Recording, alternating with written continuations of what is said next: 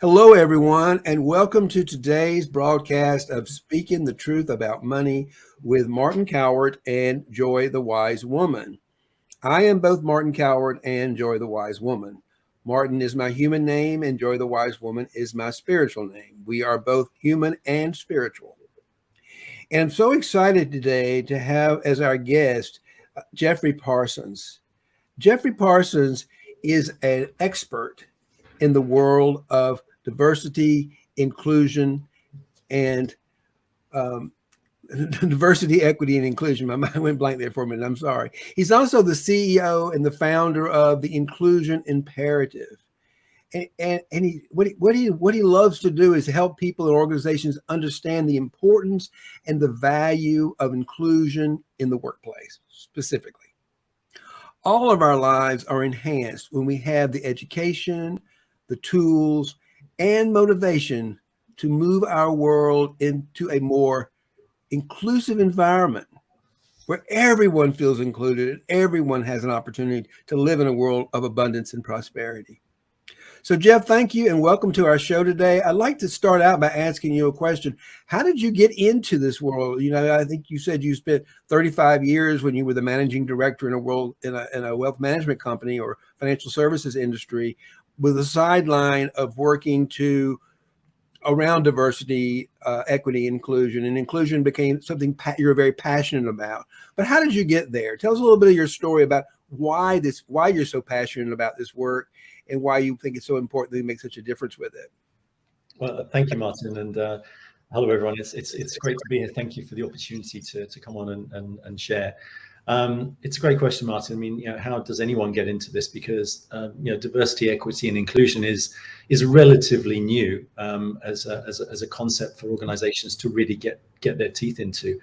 And I came into it as most people do, almost by accident, really, because this was never something that I set out to do as my career. I spent, as you said, 35 years basically working as a front office executive in financial services, in quite senior roles, finishing up as a managing director at Macquarie Group, and spent most of my time, in that world that you would expect, operating in financial services on a trading floor, in a world of business and making money. But I'm a gay man, and this is something which has really basically informed my journey progressively through those 35 years. I mean, when I started work back in the 80s, I was not bringing my whole self to work at all. It was absolutely not the case. I started work, really as my first job was as a chartered accountant. I'm qualified as an accountant in the UK. And my first job was in the 80s, and I was recruited by a firm in the centre of London, in Piccadilly, for those of you who know the centre of London fairly well.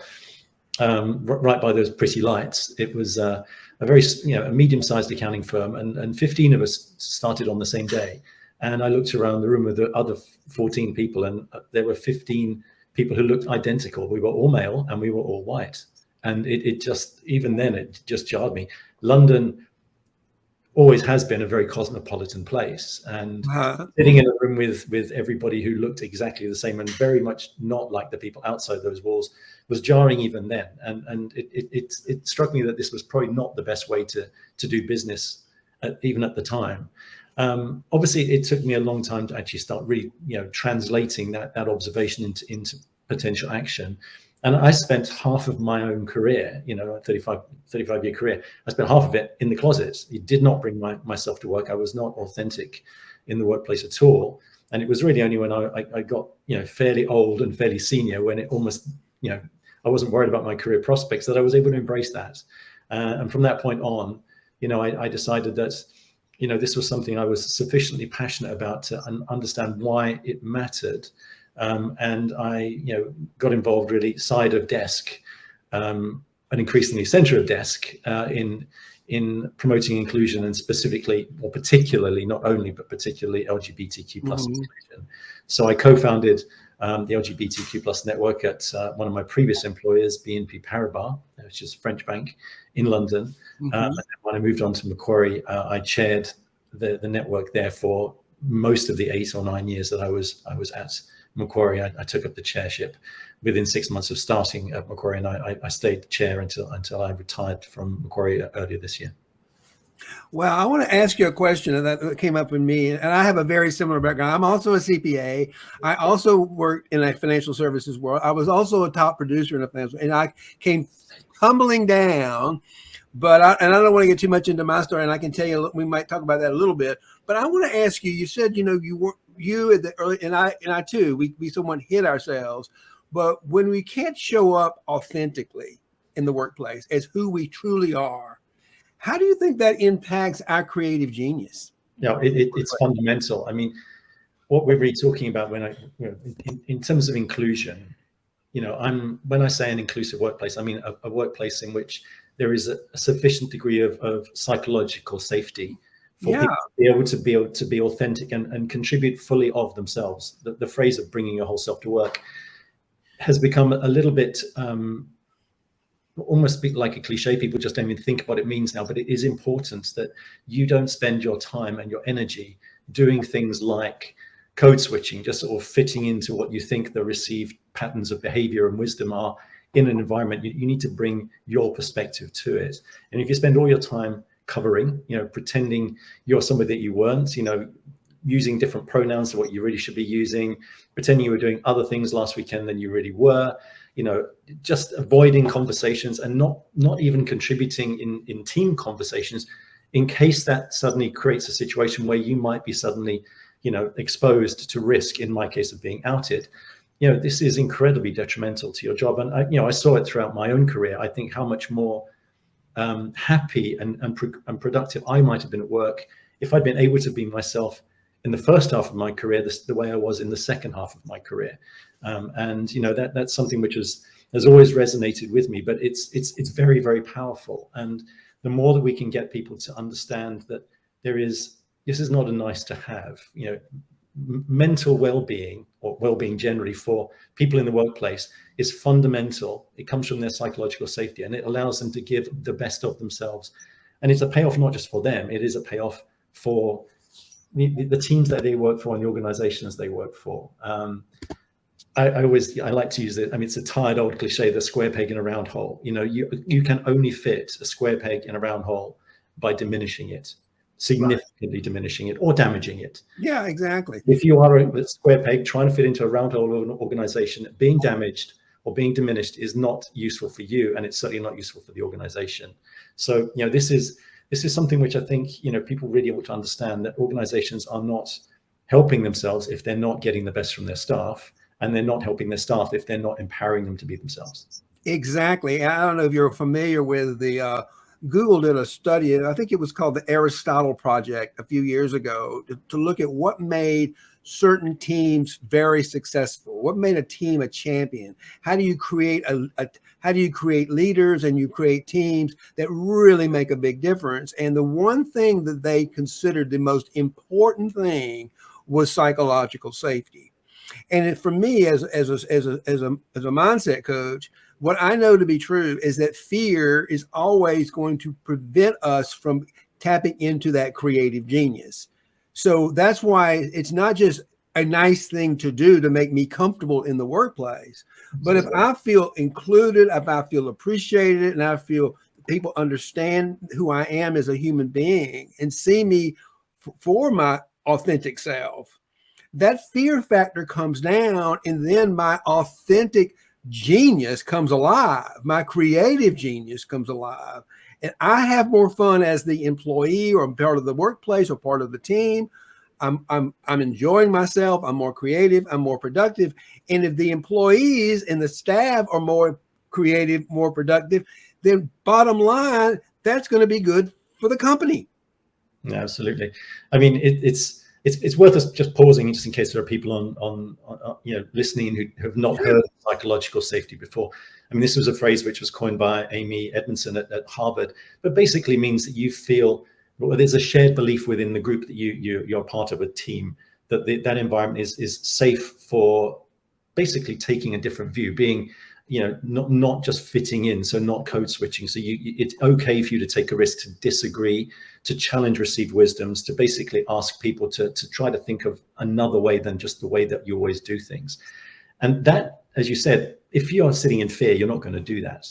Basically you're going to sit there and think, well, that's the way it's always been done, we will just carry on doing that. And that's disastrous for the team. It's disastrous for you. I mean, if you think that, you don't really fit in a team, you're either not going to perform of your best, or you're going to leave, or you're going to do what's known these days as quiet quitting. Basically you do the minimum, rather than expose yourself to the risk, or, think that if you say something which is of a different view, or expose yourself to be shown to be different, then you are at risk, and that is not helpful.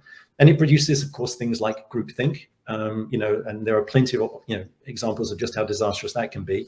It's fairly well known example is, groupthink actually contributed to the space shuttle crash, just because people were too scared to speak up and say, actually this is a problem.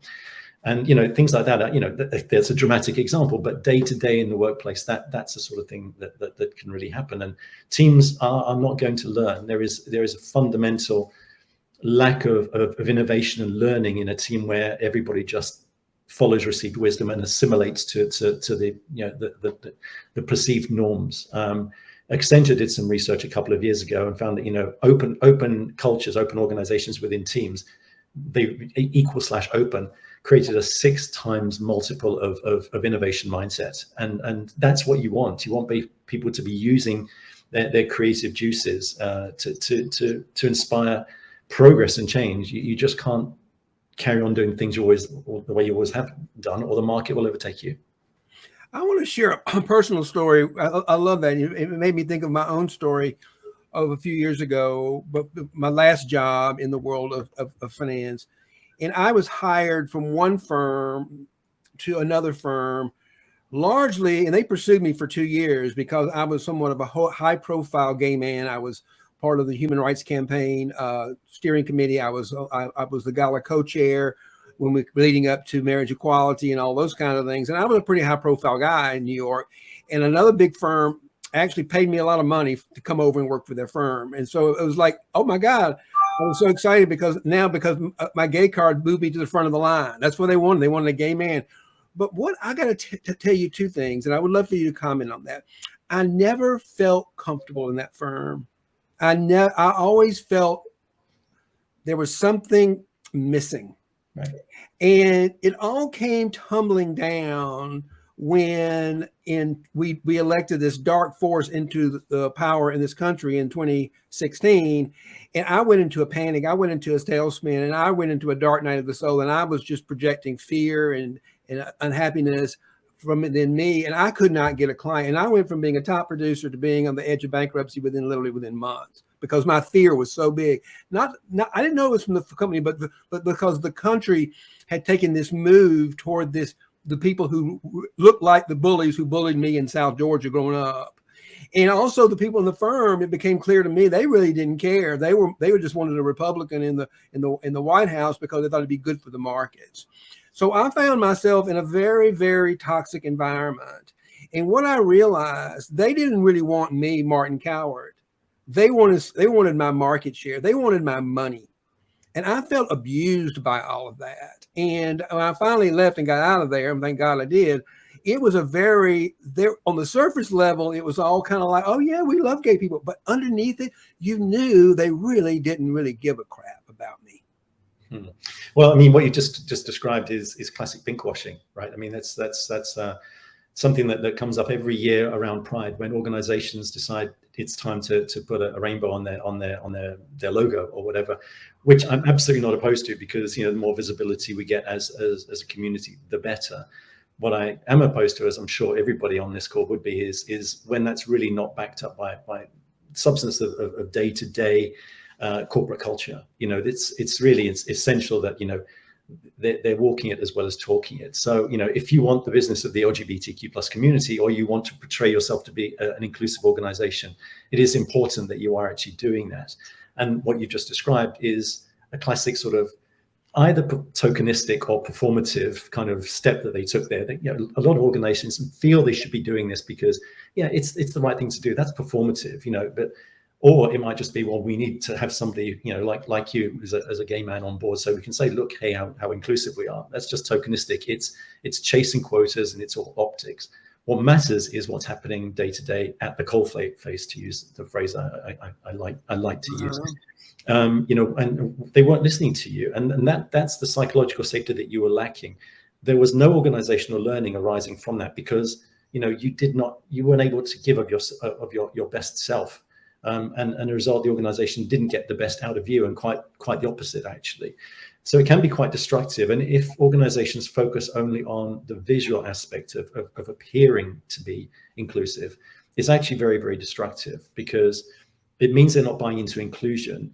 And if you prioritize diversity without inclusion, it's actually worse than doing nothing at all. If you're putting together a whole bunch of people who are so diverse that they actually don't know how to communicate with each other, or to actually make the most of the synergies that the difference should bring, if you don't give them the inclusive tools to make that actually work and create that synergy, you're actually all you're doing is creating a situation where they can't communicate.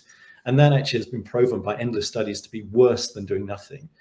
Diverse and inclusive teams, well-managed diverse teams, will always outperform a homogeneous team, even if that team is better qualified. But if the opposite is true, if they're not well-managed, they lack the inclusion, they'll underperform. So, this has been proven by endless amounts of research, and that's why inclusion matters. Chasing diversity, like you just described, without thinking about inclusion, is a recipe for disaster for all parties. Yeah, it was. I mean, I thought the entire time I was there was something wrong with me. The same thing I thought of me as a little kid when I was bullied, and I couldn't quite put my finger on it until, because we always think as being on the outside that if we're feeling bad, that there's something wrong with us, and that makes us feel like shame. So it was really hard. I don't know how I produced as well as I did under all that environment. And I want to just tell you an interesting story that happened to me. I went to a business expo, a business LGBTQ business expo at the Javits Center in New York. And I sent a picture of all of us having a good time at a business expo to the managing partner who I worked for, who I reported to, just showing him how I'm out working, I'm out trying to cultivate relationships. He wrote me back, "Why are you sending me something so? Please don't send me anything like this again." It was like I sent him a picture of some pornography in a bar or something. And I thought to myself, well, that is very odd. I'm just sending you a picture of me at a business expo, hanging out with a bunch of people, celebrating in diversity, and it was like that should have triggered. That was kind of early in my time at that company. And that should have triggered me then, but I just remember thinking, well, that's kind of odd. I would have thinking you'd be saying, what a fun picture, what a good time you're having. I hope you're bringing some new clients, whatever. But it was like, why are you sending me something so they don't want to know about our lives, Well, I mean, at that point, he was clearly not prioritizing how you felt. Right.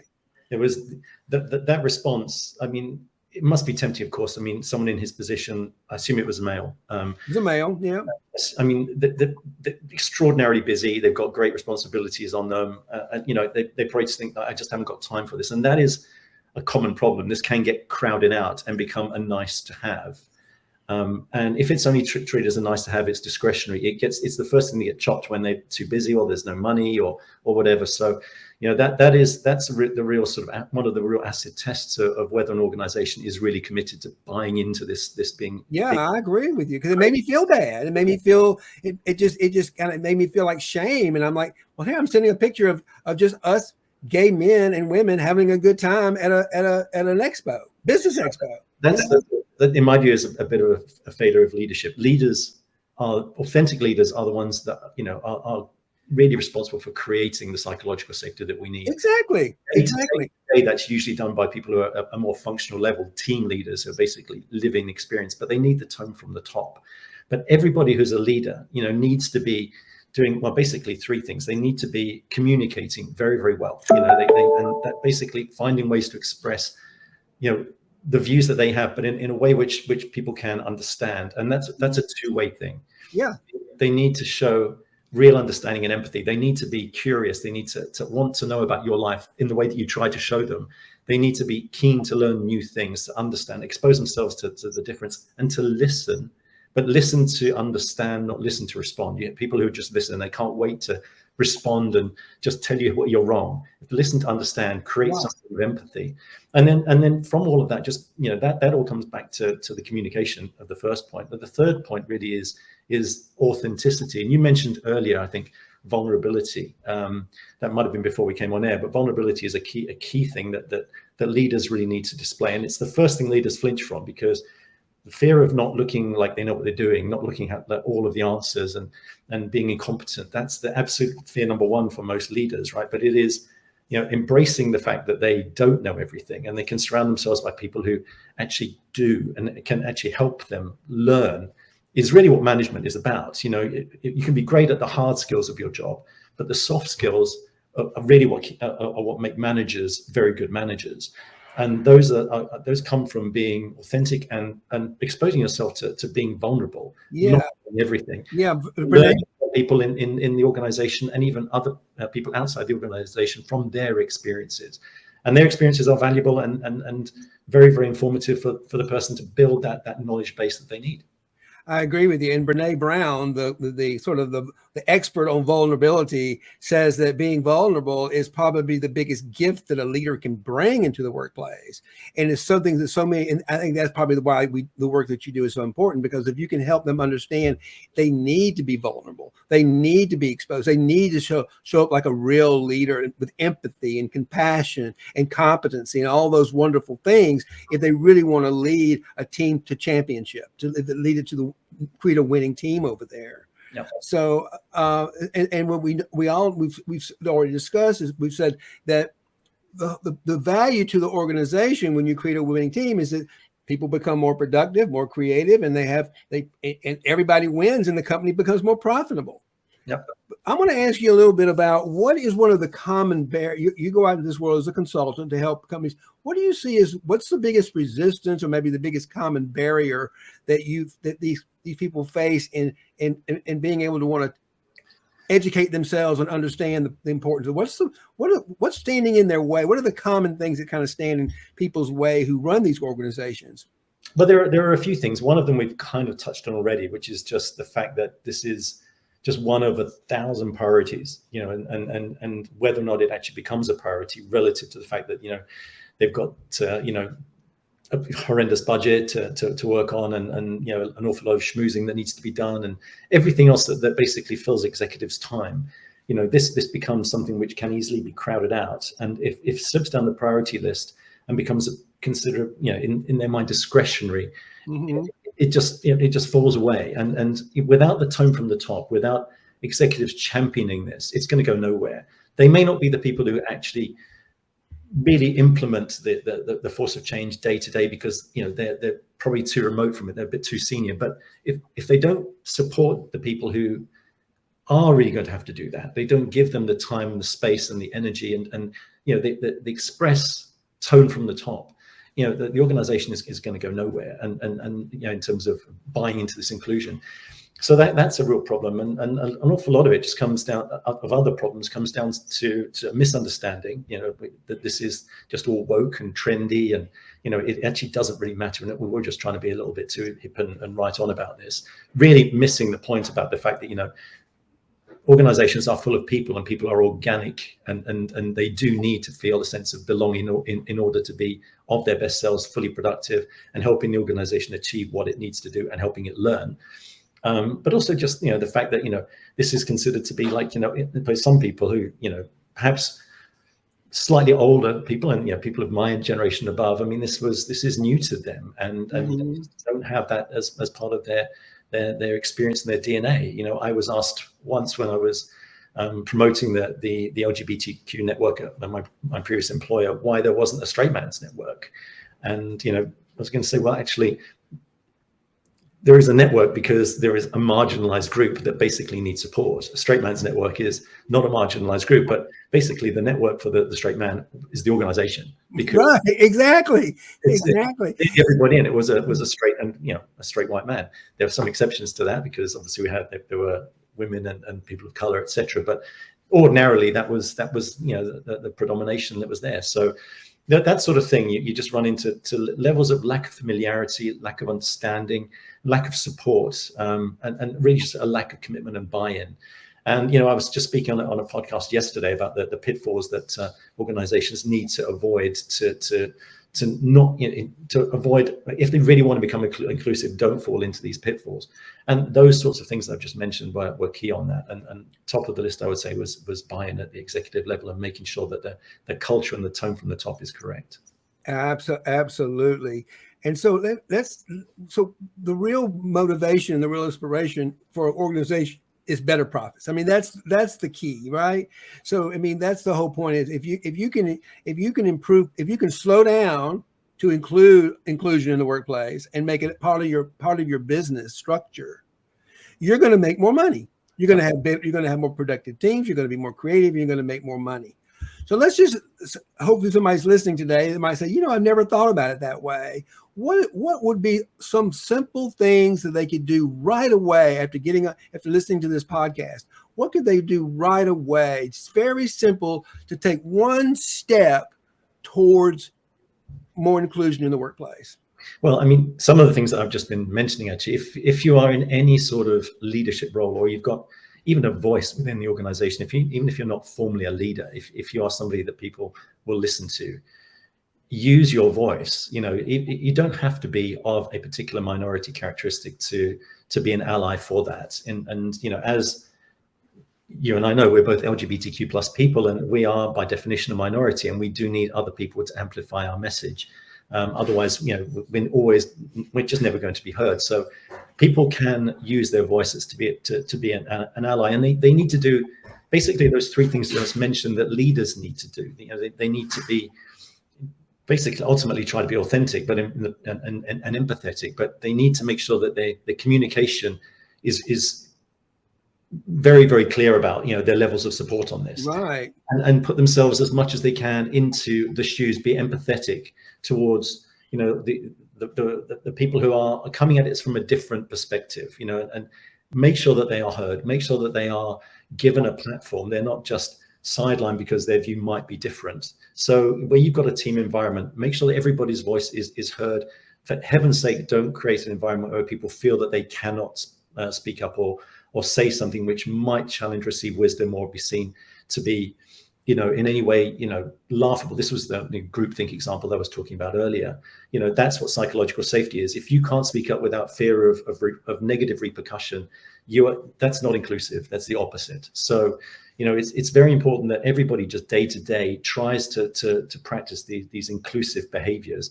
Whether you are doing it at a functional level or as a leader, these are all things that people should be doing. And it does work. It helps with people's productivity, with their well-being, with retention rates, because they're just happier. And consequently, the results of organizations, there are endless statistics I could trot out for you if you're interested, about just how much more successful, inclusive, and including LGBTQ plus inclusive organizations are. And that's a result of all of these things that they're doing. I want to point out something. I spoke to you earlier about the Aristotle project done by Google a few years ago. Like, what makes a winning team? What makes a team more profitable, more credible, more fun, and psychological safety? But they define it a little more in these areas. And you've mentioned all four of these words in your conversation. And that is trust and transparency, being very open to people about what's going on. If you don't know something, that's vulnerable. I don't know. But if someone doesn't know something and they're willing to learn it, I trust them. People who know everything, I don't trust, because they don't know. No one knows everything. So trust and transparency was one. Empathy was the second one. Compassion, and then competency in your leadership skills. Yep. And I think most people in the world work really hard at being competent, but those softer skills of compassion and empathy and trust and transparency, that's where I believe we can all grow and we can learn from. And you're probably a great person to help people with that. And speaking about that, I see we're about to come up on our half hour here, and I want to respect that.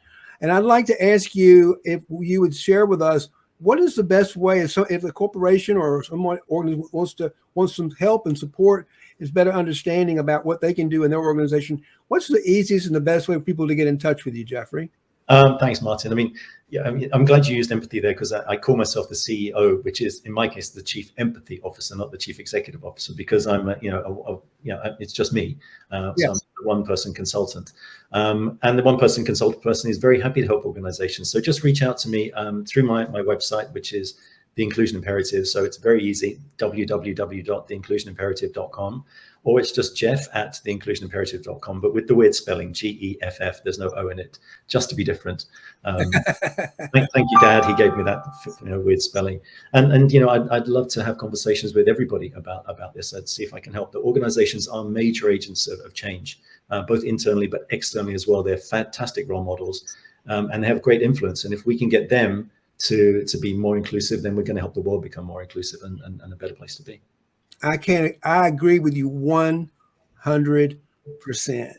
So let me just give a little commercial for myself here and for what we're doing. We've just launched a brand new global community. It's called the Global LGBTQ Heart Space Community. It's a coaching program. It's a low ticket coaching program to help and coach people on our side, in the Western side, into how to build and grow their business using these principles we've talked about right here. How do we do that? It's also designed to connect us with queer Africans who are living in a crisis right now. And they have so much to offer to the world, but they're being left behind because we don't see them. So the purpose of this new world virtual community is to, connect us with the queer LGBTQ people in Africa who are living in some pretty horrendous and horrible conditions due to the homophobic culture in that continent. And we're going to do two things. One, we're going to help make our people on our side more inclusive, more productive, more creative, better employees, better employers, better change agents, all those kinds of things, as well as help save the lives in pretty difficult conditions.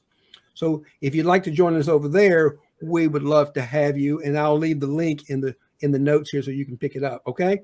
So thank you so much for listening, everyone, today. Thank you so much, Geffrye, for being part of our broadcast and sharing your wisdom and your love and your compassion for this great work. You are changing the world. We're changing the world by simply showing up with love and gratitude with who we are and allowing that divine presence within us to shape the future of the planet. So thank you so much for joining us today. And may love and prosperity continue to prevail across the land. Thank you, Martin, for the opportunity, and thank you, everyone, for listening. It's been a pleasure.